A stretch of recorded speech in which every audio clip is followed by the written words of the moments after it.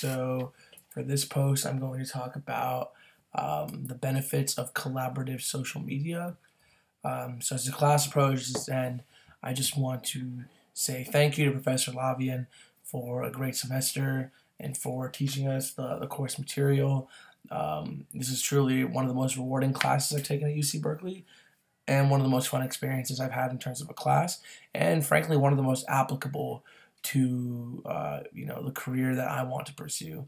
So I'm very grateful for that, and I'm grateful for the students who commented on each other's blogs and helped to make the class a better experience.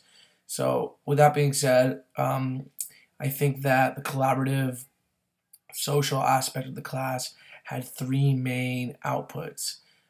Tangible outputs. The first was creative discretion. I think that by allowing us to post on social media such as Blogger, such as YouTube and Twitter, we were given the opportunity to be creative with our assignments, which allowed us to be more invested into the quality of the assignments. And what I mean by that is that if I'm posting a video on YouTube like I am now, I'm gonna try to be creative with it, like with a thing where I do all the hats or just try to throw some jokes in there, because at the end of the day, it's ultimately going to make me more excited to post for the class, and I become more invested in the quality of my work because of that. So I think that ultimately had a positive impact. The second aspect of why I thought the collaborative social aspect of the class was so great was because of the crowdsourcing of different perspectives. At the end of the day, Professor Lavian's job is to instill us with a basic foundation of the course of patents.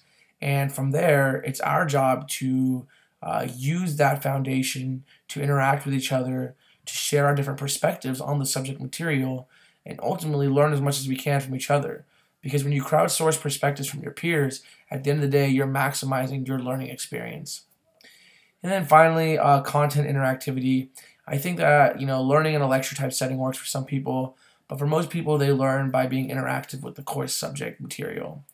And at the end of the day, I think that being interactive, which in the case of this class allows us to teach the content to our peers, ultimately ends up being extremely beneficial, because a lot of people, when they're doing it from that other side of the classroom, from the teaching side, end up learning more of the subject matter that they're teaching.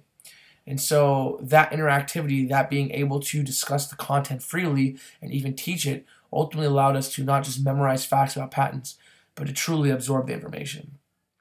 Thanks again, and stay tuned for my last post of the semester. Have a good one, guys.